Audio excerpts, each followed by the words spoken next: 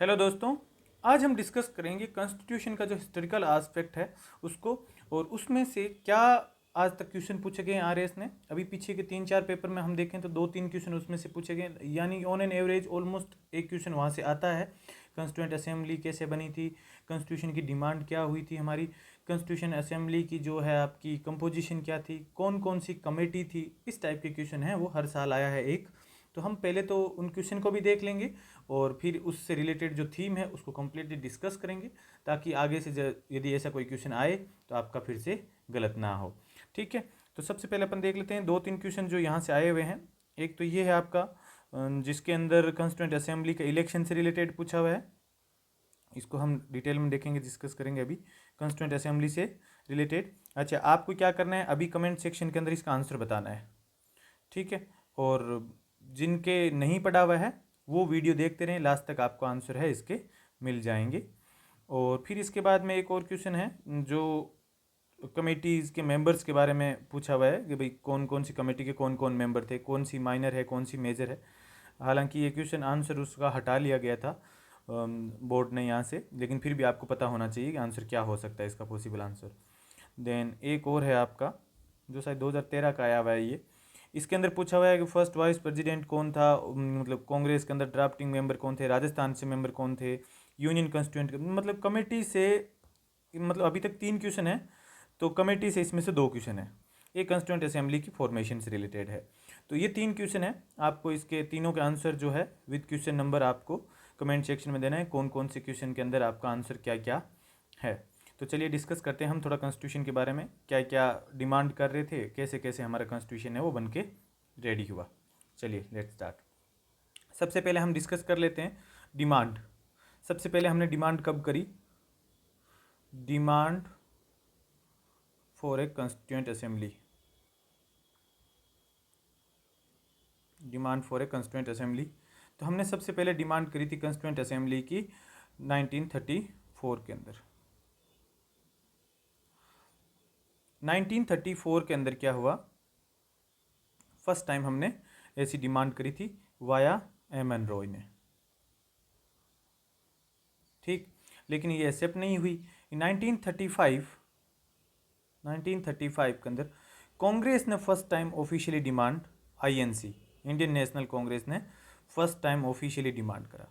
और इनकी जो ये बात है officially demand for constituent assembly, कि हम कॉन्स्टिट्यूंट असेंबली से है हमारा कॉन्स्टिट्यूशन बनाना चाहते हैं। और कि भाई जवाहरलाल नेहरू ने इस डिमांड के बाद 1938 के अंदर डिक्लेरेशन दे दिया कि भाई हाँ, हम इस टाइप से फ्री इंडिया होगा और हम एक कोई बिना कोई आउटसाइड के इंटरफेरेंस के हम एक कॉन्स्टिट्यूंट असेंबली बनाना चाहते हैं, और वो भी किसके बेसिस पे, यूनिवर्सल अडल्ट सफरेज या यूनिवर्सल अडल्ट फ्रेंचाइज, यानी कि those who are eligible to cast vote. Actually मैं यहाँ पे एज क्यों नहीं यूज ले रहा हूँ, क्योंकि उस टाइम में 18 नहीं थी वोटिंग एज। पहले एज जो वोटिंग थी वो 21 थी, फिर 18 हो गई, तो इसलिए अपना न्यूट्रल रहना ज़्यादा बेटर रहेगा। Those who are eligible to cast their vote is known as universal adult suffrage या यूनिवर्सल अडल्ट फ्रेंचाइज। इनकी जो डिमांड है वो फर्स्ट टाइम एक्सेप्ट कब की गई, अगस्त ऑफर के अंदर। अगस्त ऑफर के अंदर इनकी डिमांड है वो एक्सेप्ट की गई थी। अगस्त ऑफर ऑफ 1940 के अंदर इनकी डिमांड एक्सेप्ट कर ली गई थी। लेकिन उसके बाद में चीज़ें होती गई, हमारे कुछ पार पड़ी नहीं इसके अंदर, जैसे कि हमारा क्रिप्स मिशन आया, क्रिप्स मिशन आया। तो जो भी इसके अंदर आए थे ये मूवमेंट भी कम्प्लीटली फेलियर हुआ। ज़्यादातर इस क्रिप्स मिशन के जो प्रपोजल था उसको मुस्लिम लीग ने भी रिजेक्ट कर दिया, और बाकी जितने भी, क्योंकि ये इंडिया को 2 पार्ट में डिवाइड करना चाह रहा था, तो सेपरेट कॉन्स्टिट्यूंट असेंबली और इस टाइप से। लेकिन फाइनली बाद में हमने इसका डिमांड जो है एक्सेप्ट कब करी, कैबिनेट मिशन प्लान के अंदर। ये बाकी इसकी जो बैकग्राउंड है हम थोड़ा हिस्ट्री में और देखेंगे, पॉलिटी के हिसाब से इतना ज़्यादा डिटेल में ज़रूरी नहीं है। Cabinet mission plan, cabinet mission plan जब इंडिया आया तो उसने एक्चुअल में जो 2 कॉन्स्टिट्यूंट असेंबली बनाने का आइडिया है वो तो उसने ख़त्म कर दिया, और बोला कि मोर और लेस जो है इसमें से घूम फिर के कहते हैं ज़्यादातर पार्टी है बाद में मान गई थी, और कैबिनेट मिशन प्लान के अकॉर्डिंग हमने कॉन्स्टिट्यूंट असेंबली बनाना शुरू कर दिया। तो अभी तक आपको इस स्लाइड के अंदर आपको ध्यान में क्या रखना है, एक तो सबसे पहले कब डिमांड करी एम एन रॉय ने, और जो नेहरू जी और इन्होंने कांग्रेस के लीडर ने एक्सेप्ट मतलब डिमांड करी कॉन्स्टिट्यूंट असेंबली की, वो एक्सेप्ट कब हुई थी, अगस्त पर। ये 2 चीज़ें अभी आपको ध्यान में रखनी है। अच्छा, हमने कॉन्स्टिट्यूंट असेंबली का जो प्रपोजल एक्सेप्ट किस मिशन से किया था, कैबिनेट मिशन। ये 3 चीज़ें इस स्लाइड से आपसे पूछी जा सकती है। ठीक है। नाउ कंपोजिशन, कंपोजिशन क्या थी इसके अंदर, कौन कौन लोग कहाँ कहाँ से थे, एक क्वेश्चन पूछा हुआ भी है इसके अंदर। कंस्टिट्यूएंट असेंबली जो है वो नवंबर 1946 के अंदर कंस्टिट्यूएंट की गई थी as per the cabinet mission plan. इसके कुछ फीचर्स की यदि मैं बात करूं तो कंस्टिट्यूएंट असेंबली के अंदर इनिशियली 389 मेंबर थे, ठीक है। तो उस 389 के अंदर लगभग आपका कहते हैं 296 जो है वो तो आपके जनरल इलेक्शन से, और 93 जो प्रिंसली स्टेट से नॉमिनेटेड थे। ज़्यादातर ऐसे कहते हैं ये जो लोग हैं 93, इनका ज़्यादा कोई रोल नहीं था क्योंकि ये नॉमिनेटेड थे राजा महाराजाओं की फैमिली से, और ये थोड़ा सा ज़्यादा डिसीजन मेकिंग से थोड़े दूर ही रहते थे, ठीक है। इसके अंदर 96 के अंदर 292 प्लस 4 जो है कमिश्नरेट जो थे वहाँ से भी थे। तो ओवरऑल हम ये कह सकते हैं जो कंस्टिट्यूएंट असेंबली जो थी ये नॉमिनेटेड प्लस, ये आपको सीधा इतना फैक्ट नहीं पूछेंगे कितने मेंबर थे कौन थे, ये इतना आरएस में नहीं पूछेंगे, ये तो कोई जैसे थर्ड ग्रेड वगैरह में इनमें पूछ लेते हैं। Nominated plus indirectly elected, indirectly elected. अब यहाँ पे ये आपको ध्यान में रखना है क्योंकि ये PYQ में भी आ रखा है, इनडायरेक्टली इलेक्टेड और नॉमिनेटेड, ठीक है। उसके बाद हम यदि देखें तो इसके अंदर क्या मेंबर था, हर एक प्रोविंस को, हर एक प्रिंसली स्टेट को एक एक सीट है रिप्रेजेंटेशन किया गया था प्रोपोर्शनल रिप्रेजेंटेशन के हिसाब से, और ऐसे सीट का डिस्ट्रीब्यूशन हुआ था 1 सीट 1 मिलियन पॉपुलेशन के हिसाब से, इस तरीके से हमने डिसाइड किया था। हर ब्रिटिश प्रोविंस जो था उसको हमने 3 प्रिंसिपल कम्युनिटी के अंदर डिवाइड कर दिया था। प्रिंसिपल कम्युनिटी जो थी, 3 प्रिंसिपल कम्युनिटीज, ये 3 प्रिंसिपल कम्युनिटीज कौन थी, मुस्लिम्स, सिख एंड जनरल, ये 3 प्रिंसिपल कम्युनिटीज थी, ठीक है। यहाँ इनकी पॉपुलेशन के बेसिस में, बट इसका मतलब ये नहीं है कि बाकी लोगों को बिल्कुल भी रिप्रेजेंटेशन नहीं था, ये चीप कम्युनिटी थी, इनका तो ज़्यादा था, ठीक है। तो ये आपका पूछा जा सकता है, और एक आपको सीट का है, ये ध्यान रखना है। जो जो चीज़ें इंपॉर्टेंट होगी पेपर में बनने लायक होगा क्वेश्चन, वो मैं आपको हाईलाइट भी करता जाऊँगा साथ साथ। हर एक कम्युनिटी के जो मेंबर थे वो प्रोविंशियल लेजिस्लेटिव असेंबली से अटेम्प्ट होते थे, और इनका जो इलेक्शन का मेथड था वो कैसे था, प्रोपोर्शनल रिप्रेजेंटेशन। अब आपको मुझे ये बताना है proportional representation by means of single transferable vote जो है वो अभी हम किस लीडर को चूज करने के लिए या किस पोस्ट को चूज करने के लिए अभी भी यूज ले रहे हैं, प्रोपोर्शनल रिप्रेजेंटेशन। कमेंट सेक्शन के अंदर आपको बताना है कि अभी हम किस लीडर को चूज करने के लिए इस टाइप का सिस्टम का use, means of single transferable vote. तो आपको क्या बताना है, इस जो सिस्टम के बारे में बताना है कि इस सिस्टम को हम अभी किस पोस्ट को चूज करने के लिए यूज लेते हैं, प्रोपोर्शनल रिप्रेजेंटेशन। ये वहाँ पे कम्युनिटी वाइज था, ठीक है। प्रिंसली स्टेट जो थे, प्रिंसली स्टेट के उनके हेड को नॉमिनेटेड किया गया था। तो ओवरऑल हम ये कह सकते हैं भाई जो अपने यहाँ पे लिखा था कि ये नॉमिनेटेड भी थी और इनडायरेक्टेड इलेक्शन भी था, या फिर आप ऐसे कह लोगे पार्शियली इलेक्टेड और पार्शियली नॉमिनेटेड बॉडी थी ये, ठीक है। अब इसके बाद में अपने को ये देखना है जो इलेक्शन के जो थे कंस्टिट्यूएंट असेंबली के अंदर उनके इलेक्शन हुए, कंस्टिट्यूएंट असेंबली के अंदर इलेक्शन हुए जो कंस्टिट्यूएंट असेंबली का, वो ऐसा कहते हैं जुलाई अगस्त 1946 के अंदर इसके इलेक्शन हुए। किसके हुए, कंस्टिट्यूएंट असेंबली के अंदर, जिसमें से INC ने तो जीती थी 208 सीट, ये तो गई INC की, इंडियन नेशनल कांग्रेस के खाते में। मुस्लिम लीग ने जीती थी आपकी 73 सीट, और 15 जो सीटें और थी वो घूम फिर के आपकी चली गई किसके खाते में, बाकी जो छोटे छोटे ग्रुप्स थे उनके खाते में। अब जो 389 मेंबर मैंने बताए थे वो बाद में रिड्यूस हो गए जब पाकिस्तान की साइड, जो पाकिस्तान को सपोर्ट करने वाले जो प्रोविंस थे उनके घटने के बाद में हमारे पास में ये जो टोटल संख्या जो है वो 299 ही हो गई थी, ठीक है। तो यहाँ कन्फ्यूज मत होना, इसलिए आपसे ये ऐसे पूछी भी नहीं जाएगी। अभी कोई आपसे पूछ ले, ये मेंस के अंदर आपसे पूछा जा सकता है कि भाई चलो ठीक है, ऐसे कोई कि भाई इतने मोर देन 7 डिकेड्स हो गए फिर भी हम इस कॉन्स्टिट्यूएंट असेंबली के द्वारा बनाया गया जो कॉन्स्टिट्यूशन है उसको क्यों फॉलो कर रहे हैं, ठीक है। तो इसके अंदर क्या है, all section of the Indian society like Hindu, Muslim, Sikh, Parsi, Anglo Indians है, इंडियन क्रिश्चियंस है, SC ST including women, sub section को हमने रिप्रेजेंट किया था इसलिए से हमारे जो फोर फादर्स जो है, हमारे पूर्वज जो है, डायरेक्टली इनडायरेक्टली उसके अंदर इन्वॉल्व थे। That's why we are following more than 7 decade. अभी आज़ादी के हमने 75 साल सेलिब्रेट किए, इतना साल होने के बाद में भी हम यहाँ पे अभी भी जो है सेलिब्रेट कर रहे हैं या इसको फॉलो कर रहे हैं। एक क्वेश्चन यहाँ से पूछा जा सकता है कि इनमें से कौन से लोग जो है जो फ्रीडम फाइटर तो थे लेकिन कॉन्स्टिट्यूंट असेंबली के मेंबर नहीं है। तो एक बहुत इंपॉर्टेंट लीडर जो था, जो महात्मा गांधी थे, वो कॉन्स्टिट्यूंट असेंबली के मेंबर नहीं थे। उनका कॉन्स्टिट्यूंट असेंबली के अंदर कोई रोल नहीं था। महात्मा गांधी नॉट मेंबर्ड, ये ध्यान रखना है। अभी कॉन्स्टिट्यूंट असेंबली का वर्किंग पैटर्न देख लेते हैं। वर्किंग पैटर्न तक क्या था इनका? वर्किंग पैटर्न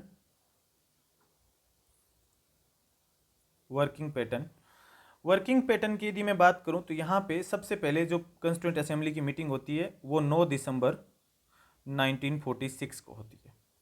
ठीक है, तो पहली जो मीटिंग थी, फर्स्ट मीटिंग, मुस्लिम लीग बॉयकॉटेड। ये ध्यान रख लेना, आपसे ऐसे स्टेटमेंट देके पूछ सकते हैं। तो मुस्लिम लीग ने क्या किया था? बॉयकॉट कर दिया था मीटिंग, और उन्होंने बोला कि हमारे लिए तो एक सेपरेट स्टेट होना चाहिए पाकिस्तान। और उस मीटिंग को लगभग है 211 मेंबर ने ही अटेंड किया था। ठीक है, 211 मेंबर ने किया, तो उसके अंदर से हमने एक प्रेसिडेंट बनाया जो सबसे ओल्ड थे या फिर सीनियर कह सकते हो, सच्चिदानंद सिन्हा, SC सिन्हा।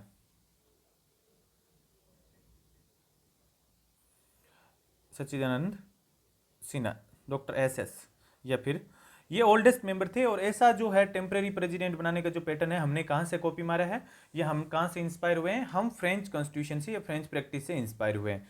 ये 9 दिसंबर वाले दिन था। 11 दिसंबर का जो है 2 दिन बाद में हमने क्या किया, एक और मीटिंग करी, और उसके अंदर डॉक्टर राजेंद्र प्रसाद को है हमने प्रेसिडेंट कॉन्स्टिट्यूंट असेंबली का बना दिया।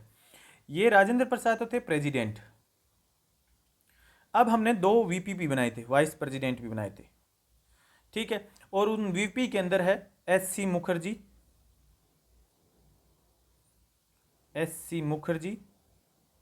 एक VP।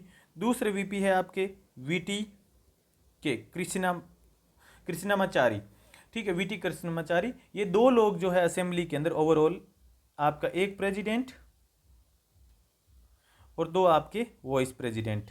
ये यहाँ पे ध्यान रखना है। पहला आपको यहाँ ध्यान रखना है, मुस्लिम लीग ने बॉयकॉटेड किया था। महात्मा गांधी जो है इसके मेंबर नहीं थे। मीटिंग वगैरह का तो आपसे नहीं, हाँ, इनिशियली आपका इंटरिम प्रेसिडेंट कौन था? सच्चिदानंद सिन्हा था। ठीक है, अब इसके साथ में और क्या काम हुए? हमने एक ऑब्जेक्टिव रिजोल्यूशन जो है वो बाद में घूम फिर के काफ़ी हिस्से तक आपका प्रियम्बल बना। ऑब्जेक्टिव रिजोल्यूशन जो है दिसंबर 1946 को जवाहरलाल नेहरू, JLN नेहरू ने इसको मूव किया। इसका नाम दिया ऑब्जेक्टिव रिजोल्यूशन। और इस ऑब्जेक्टिव रिजोल्यूशन को हमने एक्सेप्ट कब किया? असेंबली ने एक्सेप्ट किया था जनवरी 22, 1947। आपको इतना ही ध्यान रखना है, कॉन्स्टिट्यूएंट असेंबली के अंदर मूव कब किया गया था, किसने मूव किया था, और एक्सेप्ट कब किया था। बट मेन ये है कि किसने मूव किया था, ये ज़्यादा ज़रूरी है। हमने एक्ट्स वाला जो वीडियो देखा था उसके अंदर 1947 का एक्ट देखा था। ठीक है, तो अब यहाँ पे इंडिपेंडेंस एक्ट के अंदर है, इस कॉन्स्टिट्यूएंट असेंबली के बेसिस पे चेंजेज आ जाते हैं। क्या चेंजेज आते हैं? Let's see. Changes by the independence act. आइए, इंडिपेंडेंस एक्ट, यहाँ पे representative of the princely state जो लगभग कॉन्स्टिट्यूएंट असेंबली से दूर थे, वो धीरे धीरे, अब उनको पता लगेगा पार पड़नी नहीं है, तो वो धीरे धीरे ग्रेजुअली उन्होंने क्या किया, ज्वाइन करना शुरू कर दिया था। तो असेंबली के अंदर जो लगभग कहते हैं 6 स्टेट के जो रिप्रेजेंटेटिव्स थे वो तो धीरे धीरे पास आ गए थे। और जैसे ही बाकी बचे हुए जो लोग थे उन लोगों ने भी ले लिया जब पार्टिसिपेशन, जब माउंटबेटन का प्लान आया था। माउंटबेटन का प्लान जो आया था जून 3, 1947 वाला। ठीक है, कुछ मुस्लिम लीग के जो इंडियन डोमिनियन के लोग थे उन्होंने भी असेंबली के अंदर एंट्री मार ली थी। अब यहाँ पे मेजर 3 चेंजेज हुए हैं इस इंडिपेंडेंस एक्ट 1947 के अंदर। Let's see. एक तो असेंबली को फुली सोवरिन बॉडी बना दिया, जो कोई भी कॉन्स्टिट्यूशन है जिस हिसाब से बनाना चाह रही है वो बना सकती है। ठीक है, और जो भी ब्रिटिश पार्लियामेंट है उससे अभी कोई फालतू के अंदर कोई लेना देना नहीं रहेगा। असेंबली को लेजिस्लेटिव भी बॉडी बनाया। 3 चेंजेज के अंदर एक तो आपका हो गया fully sovereign, supreme decision making power. हमने देखा प्रियम्बल के अंदर, याद है आपको, fully sovereign body, constituent assembly को फुली सोवरिन बॉडी बना दिया। दूसरा, लेजिस्लेटिव बॉडी भी बना दिया, लेजिस्लेटिव बॉडी भी बना दिया। और यहाँ पे जो है थर्ड एक चेंजेज ये आया कि भाई 389 जो ओरिजिनल मेंबर थे, now they reduce to the 299, क्योंकि मुस्लिम लीग ने बॉयकॉटेड कर दिया था और मुस्लिम लीग की वजह से जो स्ट्रेंथ जो थी वो कम हो गई, क्योंकि वो पाकिस्तान की डिमांड कर रहे थे। तो ये आपका जो 296 वाला जो कंसेप्ट था, 296 से अब वो कितने पे हो गया, 229, और जो हमने 93 देखा था वो आपका अब हो गया 70, प्रिंसली स्टेट से नॉमिनेशन और जो इलेक्टेड और ये लोग, ठीक है, इस टाइप का सा था। अब यहाँ पे आपसे एक और क्वेश्चन पूछा जा सकता है, वो पूछा जा सकता है कि भाई यहाँ पे एक चीज़ है कि भाई राजेंद्र प्रसाद जो थे, राजेंद्र प्रसाद वो थे आपके president of the constituent assembly. तो उनका काम क्या होता था, जब as a constituent assembly meeting होती थी, कॉन्स्टिट्यूएंट असेंबली की कॉन्स्टिट्यूएंट बॉडी मीटिंग होती थी या कॉन्स्टिट्यूएंट असेंबली की, तब तो वो एज ए प्रेसिडेंट चेयर करते थे राजेंद्र प्रसाद।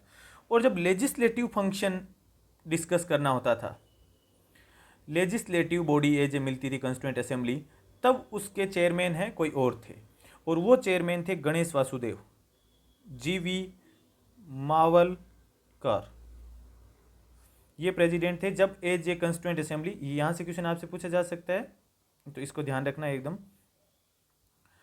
देखो, GV मावलकर लेजिस्लेटिव बॉडी मिलती थी जब चेयर करते थे, राजेंद्र प्रसाद प्रेसिडेंट है जब कॉन्स्टिट्यूएंट असेंबली की मीटिंग होती थी। यहाँ से अभी तक 5-7 क्वेश्चन है जो आपके बहुत अच्छे अच्छे यहाँ से क्वेश्चन बन सकते हैं, ठीक है, अपन रिवाइज भी करेंगे इसको। ऐसे करते करते ये जो इनके फंक्शन जो है वो कब तक कंटिन्यू रहे, इनके फंक्शन आपके कंटिन्यू रहे टिल 26 नवंबर 1949 तक हमारे कॉन्स्टिट्यूशन के जो फंक्शन है वो कंटिन्यू रहे, जब आपका कॉन्स्टिट्यूशन से रिलेटेड जो टास्क है ओवर नहीं हो गई तब तक, ठीक। मीनवाइल हमने कुछ और फंक्शन भी रेटिफाई किए, जैसे कि यहाँ से आपसे पूछा जा सकता है कुछ फंक्शन है, जैसे कि हमने इंडिया की मेंबरशिप जो थी कॉमनवेल्थ के अंदर, कॉमनवेल्थ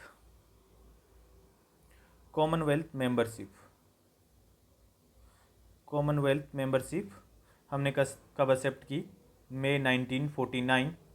हमने नेशनल फ्लैग भी जोड़ा, ट्राइकलर जो आपका है, नेशनल फ्लैग भी जोड़ा, और वो आपका जोड़ा जुलाई 22, 1947।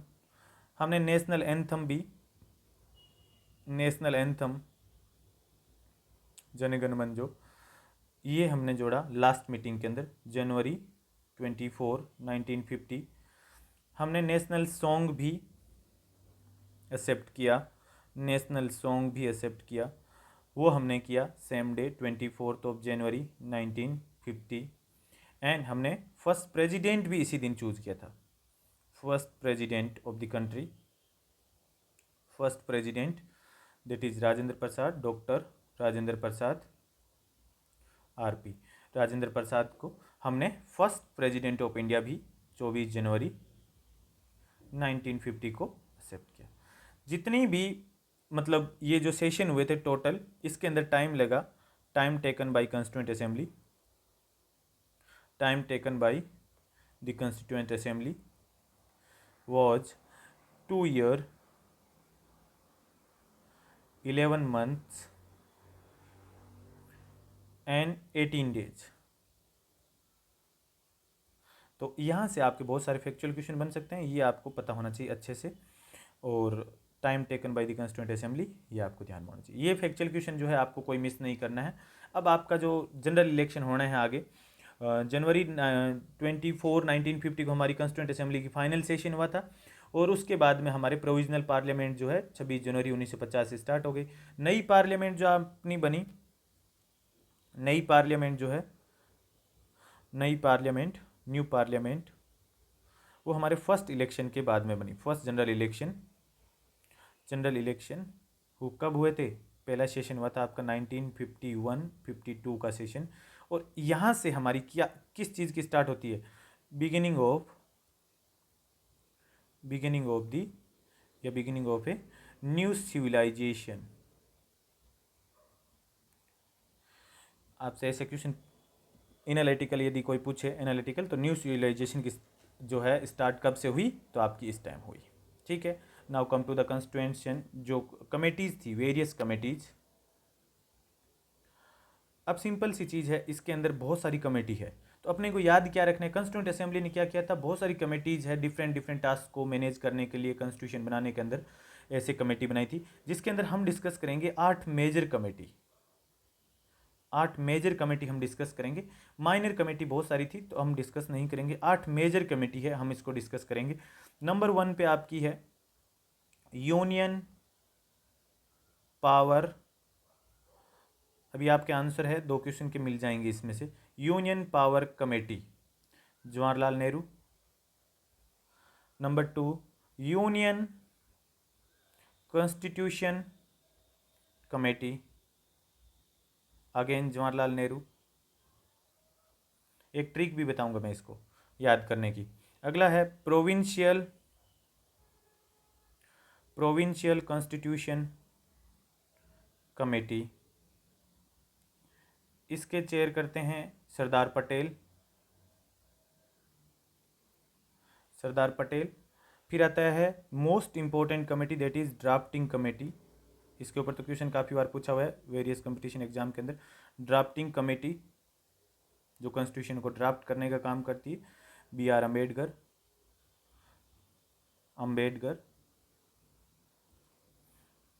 फिर आती है advisory committee. Advisory committee advisory committee ये किसके ऊपर थी, फंडामेंटल राइट्स, माइनॉरिटी, ट्राइबल्स और कुछ एक्सक्लूडेड एरियाज थे उनके ऊपर। तो सरदार पटेल ही इसके ओवरऑल देख रहे थे, सरदार पटेल ही इसके फंक्शंस देख रहे थे। इसके अंडर में 4-5 सब कमेटीज़ भी है, सब कमेटीज़ इतनी इंपॉर्टेंट नहीं है, मेजर मेजर आपको ध्यान में रखना है। नंबर 6 आपका है rules of procedure. Rules of procedure rules of procedure committee, doctor Rajendra Prasad. Number 7 पे है states committee. States committee, Jawaharlal Nehru. And number 8 पे जो है आपकी स्टीयरिंग कमेटी। स्टीयरिंग कमेटी ये डॉक्टर राजेंद्र प्रसाद। अब यहाँ पे एक चीज़ आपको नोट करनी है कि यहाँ पे लोग कितने हैं। भाई ड्राफ्टिंग कमेटी तो बहुत बार पढ़ा है हमने, तो ड्राफ्टिंग कमेटी तो बी आर अम्बेडकर है, ठीक है, नो डाउट, इसके अंदर तो गलत होने की कोई चांस नहीं है। अब इसके बाद में लोग कितने बचे, जवाहरलाल नेहरू, सरदार पटेल, राजेंद्र प्रसाद। जवाहरलाल नेहरू, सरदार पटेल, राजेंद्र प्रसाद। तो यदि आपके ऑप्शन के अंदर यदि इन तीनों के अलावा भी तुक्का फोड़ने की ऑप्शन भी आए ना, तो भी आपका सही हो जाएगा। हर जगह रैंडम तुक्का नहीं फोड़ना है, इन 2-3 लोगों के अलावा। अब बी आर अम्बेडकर जो मेजर कमेटी यदि मैं बात करूं, तो ये एक मेजर कमेटी थी बी आर अम्बेडकर की। एडवाइजरी कमेटी के अंदर आपका सरदेल, किसी एक की याद कर लो इसमें से, और किसी एक की याद करोगे तो आपका ऑप्शन एलिमिनेट हो जाने के बहुत ज़्यादा चांस है। एक यहाँ पे कन्फ्यूजन सबसे ज़्यादा होता है, जो नेगोशिएशन जो स्टेट का है, इसके अंदर बच्चे ज़्यादातर जो क्या करते हैं, सरदार पटेल को कर देते हैं, क्योंकि जो देसी रियासतें थी उसको एकीकरण करने का काम में काफ़ी योगदान जो सरदार पटेल का था। लेकिन यहाँ नेगोशिएशन विद स्टेट्स के जो कमेटी के जो मेंबर थे या चेयरमैन जो थे, वो आपके जवाहरलाल नेहरू है। तो यहाँ पे कन्फ्यूजन ना हो, ये आपको ध्यान रखना है। अब ड्राफ्टिंग कमेटी के मेंबर पूछ लेते हैं कभी कभार, तो ड्राफ्टिंग कमेटी को थोड़ा सा डिटेल में देख लेते हैं। ड्राफ्टिंग कमेटी के मेंबर। ड्राफ्टिंग कमेटी के मेंबर। अब ड्राफ्टिंग कमेटी का ऑब्वियस सी बात है, मतलब ये 1947 के अंदर बनी थी, अगस्त 1947 के अंदर। उसका टास्क जो था वो कॉन्स्टिट्यूशन को ड्राफ्ट करना था। 7 मेंबर की ये बॉडी थी, 7 मेंबर थे इसके अंदर, और इस 7 मेंबर का काम है कॉन्स्टिट्यूशन को ड्राफ्ट करना। उनके जो चेयरमैन थे, अभी आपको बताया, मैं आपको खाली छोड़ रहा हूँ, ये आपको भरना है। चेयरमैन कौन थे ड्राफ्टिंग कमेटी के, नंबर 1। नंबर 2 जो है आपका एन गोपाला स्वामी। एन गोपाला स्वामी एनगर। नंबर 3 आपके अलादी के अय्यर। नंबर 4 आपके डॉक्टर के एम मुंशी। नंबर 5 आपके सैयद मोहम्मद सादुल्ला। नंबर 6 आपके एन माधव राव। इसकी जगह पे मैं इसको ऐसे एरो बना रहा हूँ, इसकी जगह पे बी एल मित्तर आ गए थे, क्योंकि इनकी इल हेल्थ की वजह से इन्होंने क्या किया था, रिजाइन कर दिया था, जिसकी वजह से फिर बाद में बी एल मित्तर ने इनकी जगह ले ली थी। नंबर 7 के ऊपर आता है आपका T T Krishnamachari. Krishnamachari, T T Krishnamachari, इसको भी रिप्लेस करके एरो बना रहा हूँ मैं, इनको भी रिप्लेस करके डीपी खेतान को बना दिया गया था, डीपी खेतान। ठीक है, ये आपके मेजर मेजर टाइम थे जो जहाँ पे डिबेट डिस्कशन और जो होना था।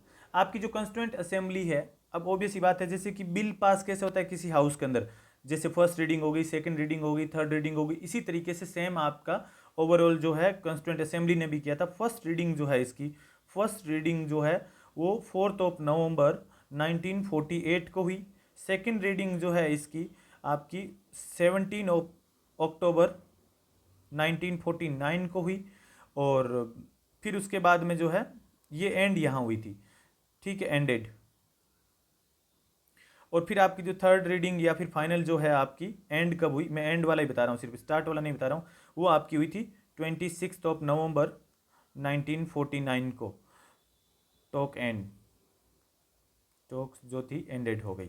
ठीक है, और हमने इसको अडॉप्ट कर लिया कितना, 26 नवंबर 1949 को हमने इसको कॉन्स्टिट्यूशन को क्या किया था, अडॉप्ट कर लिया था। लेकिन यदि आपको याद हो थोड़ा बहुत हिस्ट्री का, तो लाहौर सेशन को सिग्निफाई करने के लिए, लाहौर सेशन क्या था, on the eaves of the 1929, जहां पूर्ण स्वराज की डिमांड करी थी, on the bank of river Ravi, Jawaharlal Nehru ने फ्लैग होस्टिंग किया था कि हम 26 जनवरी 1930 ऑनवर्ड जो है आज़ाद अपने आप को ऑब्जर्व करेंगे, लेकिन we could not make it, तो वहाँ से हुए नहीं। तो हमने उस दिन को सिग्निफाई करने के लिए फाइनली लागू कब हुआ, 26 जनवरी 1950, India became a republic nation.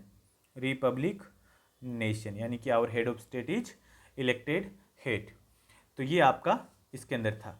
अब इसके अंदर जो है एक दो कुछ और इंपॉर्टेंट फैक्ट्स यदि अपन देखें, तो इंपॉर्टेंट फैक्ट्स के अंदर आपका आता है कि एक तो एलिफेंट जो है, एलिफेंट ये कंस्टिट्यूएंट असेंबली का सिंबल था, कंस्टिट्यूएंट असेंबली का सिंबल था। बी एन राव जो है ये लीगल एडवाइजर थे कंस्टिट्यूएंट असेंबली के, लीगल एडवाइजर। फिर आता है एच वी आर एनगर, ये सेक्रेटरी थे कंस्टिट्यूएंट असेंबली के अंदर।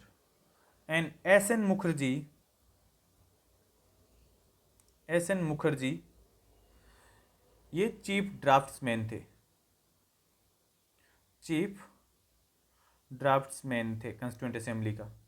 फिर इसके बाद में आते हैं आपका प्रेम नारायण, प्रेम बिहारी, बिहारी नरेन रायजादा, ये कौन थे, कैलीग्राफर थे, कैलीग्राफर थे कंस्टिट्यूएंट असेंबली की, जो इटालिक के अंदर है, इटालिक स्टाइल के अंदर लिखा गया था।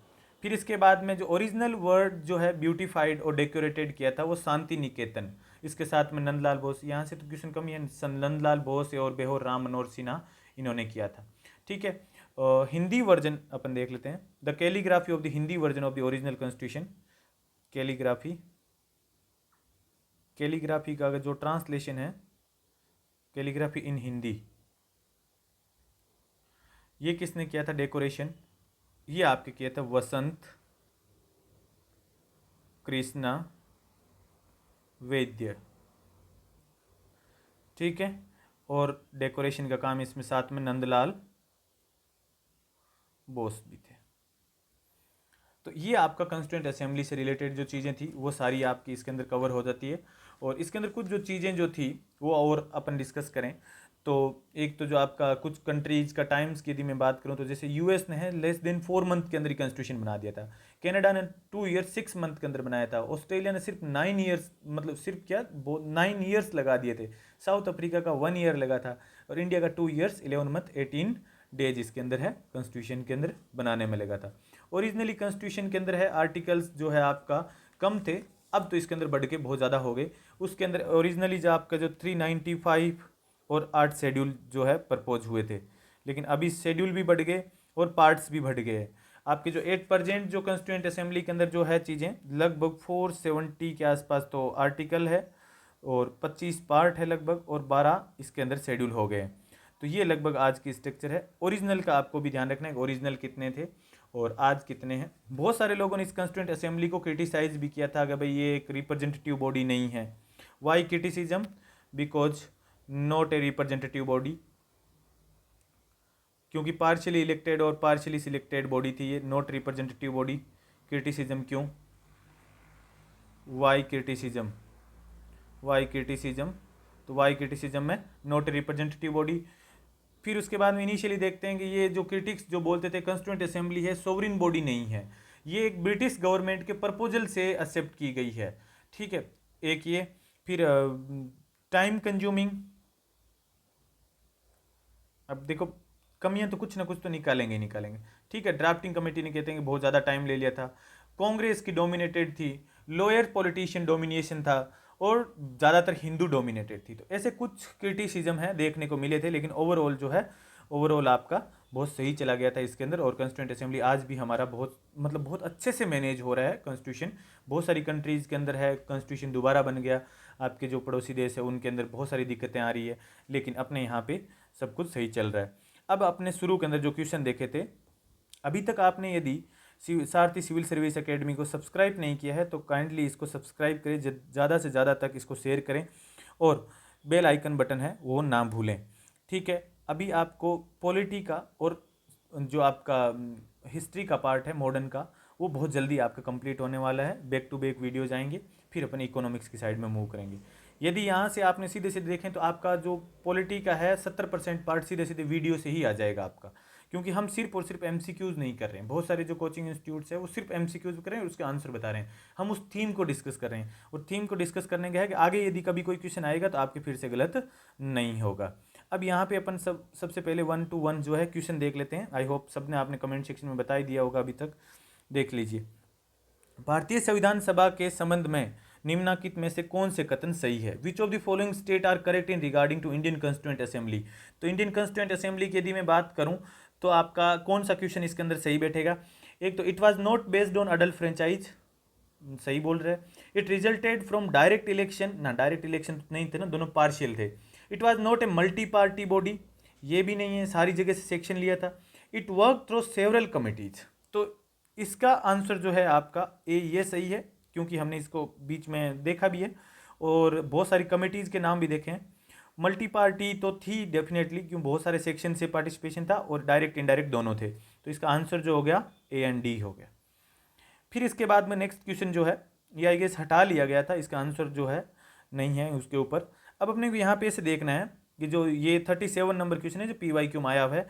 अब इसके अंदर देखो फंडामेंटल राइट्स से रिलेटेड हमने किसको देखा था कि जो फंडामेंटल राइट्स से रिलेटेड ये एडवाइजरी कमेटी जो थी उसके अंदर सरदार पटेल थे, सरदार पटेल इसके अंदर थे। फिर इसके बाद में जो है वैसे तो आंसर आपका यहाँ से ही बन जाना चाहिए सीधा, क्योंकि 4 जो है वो सिर्फ एक में ही है एलिमिनेशन। फिर भी अपन आगे देखते हैं। फिर आपका जो बी है स्टेयरिंग कमेटी जो है, स्टेयरिंग कमेटी के अंदर KM मुंशी थोड़ी थे, यहाँ तो राजेंद्र प्रसाद थे, राजेंद्र प्रसाद। इस वजह से आयोग ने इसको हटाया था। तो राजेंद्र प्रसाद के हिसाब से अपने एक बार KM मुंशी को आंसर सेटिस्फाई ये हो सकता है। सी देखें यूनियन पावर, यूनियन पावर के अंदर JLN नेहरू थे, और आपका डी ड्राफ्टिंग कमेटी के अंदर आपका भीमराव अम्बेडकर थे ही थे।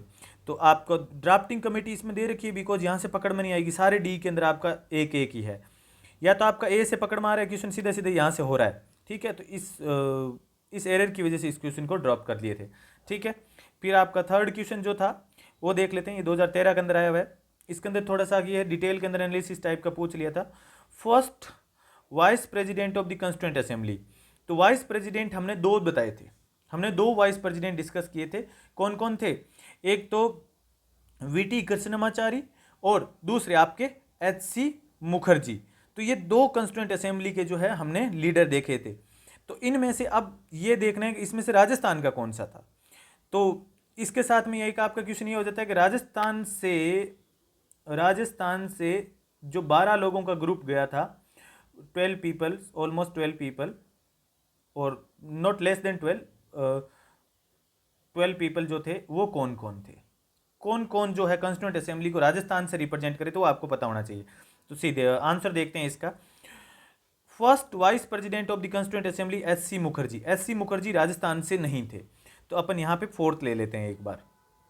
वी.टी. कृष्णमाचारी तो राजस्थान से थे, तो एस.सी. मुखर्जी राजस्थान से नहीं थे।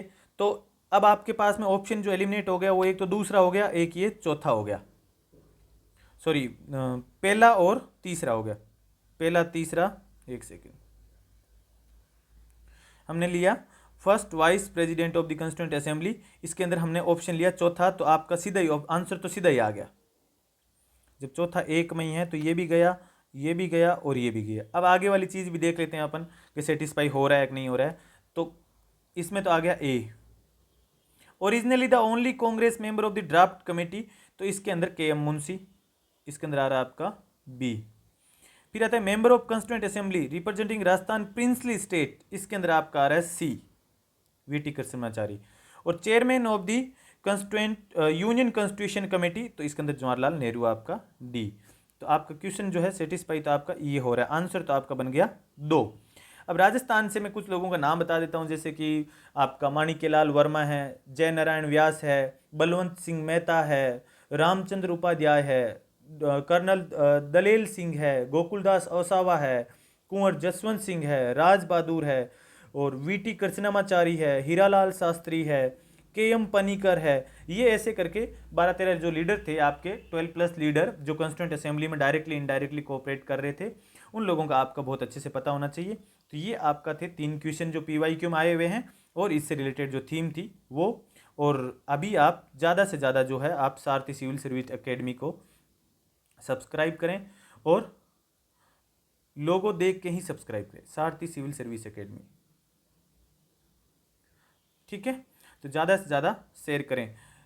अभी इसमें से आपके जो क्वेश्चन आएगा आगे, यदि कॉन्स्टिट्यूंट असेंबली से मेकिंग ऑफ द कॉन्स्टिट्यूशन, इसमें से एक सिंगल क्वेश्चन बाहर जाने की कोई चांसेस नहीं है। इनफैक्ट मैंने हाईलाइट भी कर दिए, ज़्यादातर आपके इसी में से आपके क्वेश्चन मिलने हैं, ठीक है। चलिए मिलते हैं फिर अगले वीडियो के अंदर अच्छी एक और थीम के साथ में। Thank you.